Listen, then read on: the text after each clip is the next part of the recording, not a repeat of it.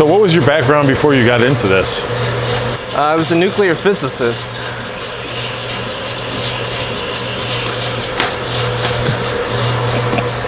We're at Actual Coffee with master coffee brewer, roaster.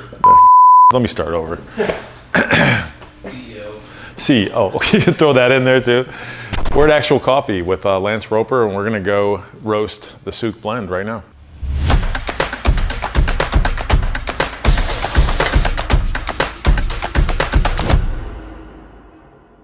Most people, I think that the coffee beans are actually dark when they come. They're actually look like almost like little mini pistachios.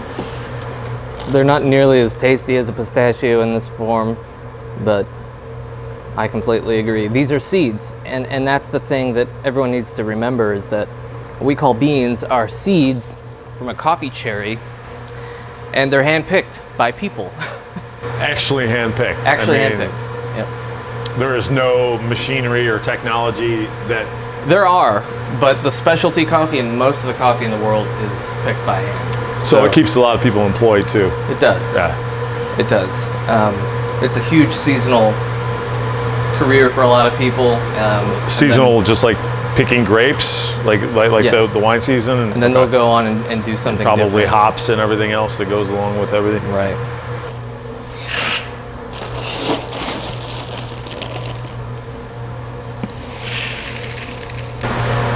We're gonna do a 12-pound roast, and it's going to net about 10.3 because it evaporates some of the moisture content in the coffee. It's the angel's cut. Yeah, it's the angel's cut of the coffee, so it's the opposite of cooking pasta. If I cook 4 pounds, it multiplies. So what do you do with all these when you're done? I give them away.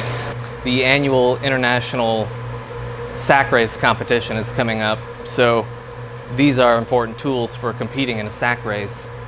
And anyone who doesn't have a sack should come here and get one of ours.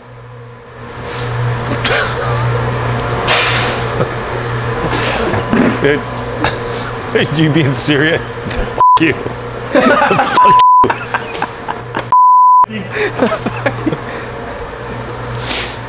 All right. So what are we doing now? We gotta bring the temperature down a little bit. So a 12-pound batch is half capacity for this roaster. Okay. So instead of starting this hot, we're gonna bring it down to about 380. We're pretty close.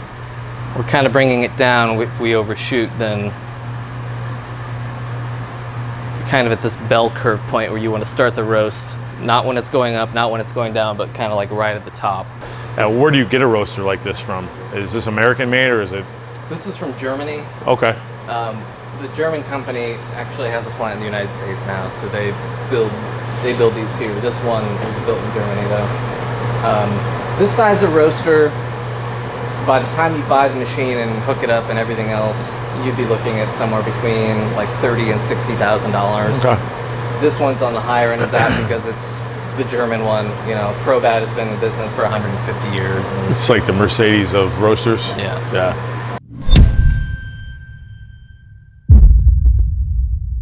It's not really the cool part, but here we go.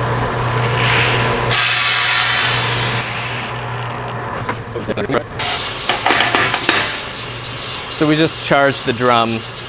That's what that's called. And we started out at a higher temperature. This coffee, because it's at room temperature, is going to kind of work its way down. And then this is our turning point where we start building momentum again. Okay.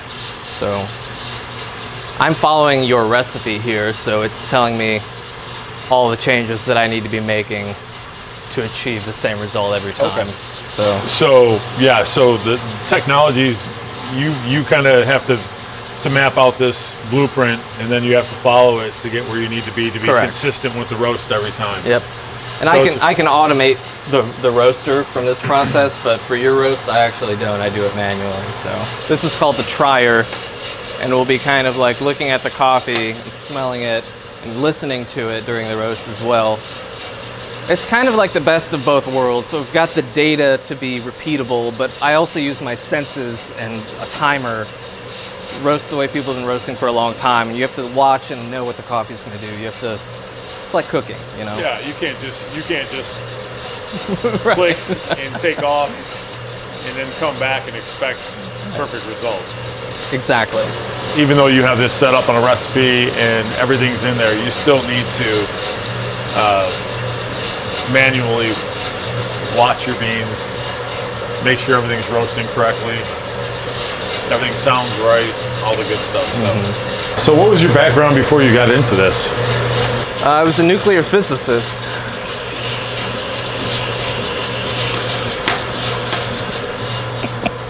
I went to school for marketing, and I wanted to go into business somehow. I've always kind of had an entrepreneurial brain, I suppose is the word. There's a lot of analogies between roasting and like flying a commercial plane in terms of trajectory and where you take off and where you land and how much power you put in before that. It's like the decision that I made here affects the end, you know, so. You thought I was going to say some kind of bullshit. I never know. I don't know. Coffee, though, I felt like I had an opportunity in this area to bring something to the city that there wasn't a lot going on. Right.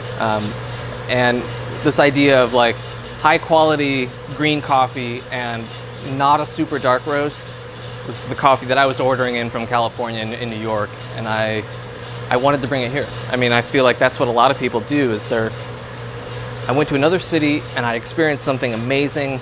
How can I bring that for everyone to enjoy at home? So are you basically self-taught? Yes. So you didn't, so you're kind of like myself, basically self-taught, so you really didn't, I mean, I've worked with other people, but yeah, that's amazing. I've taken, since I started, I've taken some coursework through the Specialty Coffee Association. They have some really amazing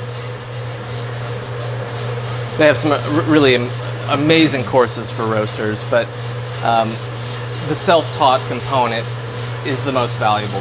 Yeah. 100%. Yeah. You can trial and error.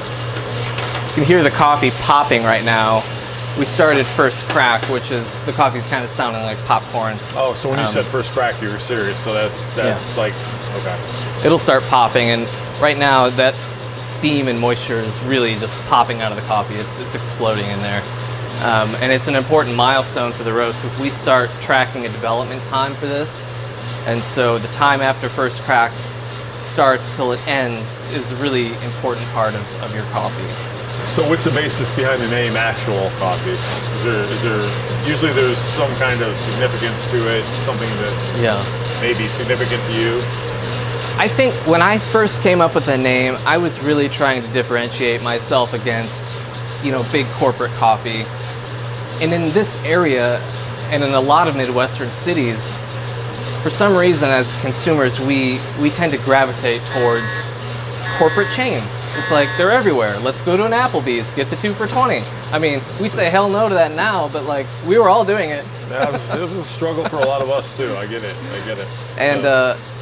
And coffee is no different. It's just that we're not thinking about it that way quite yet. Collectively as a society, we're still cool with corporate coffee, and we have a long way to go. So actual coffee is like trying to say, no, there's a different story to tell here. There's an actual story to tell, not just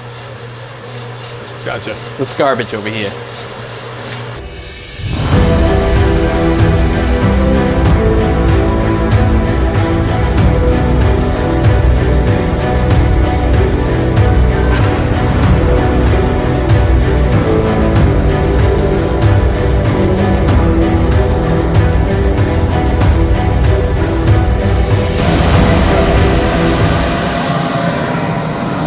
There you have it.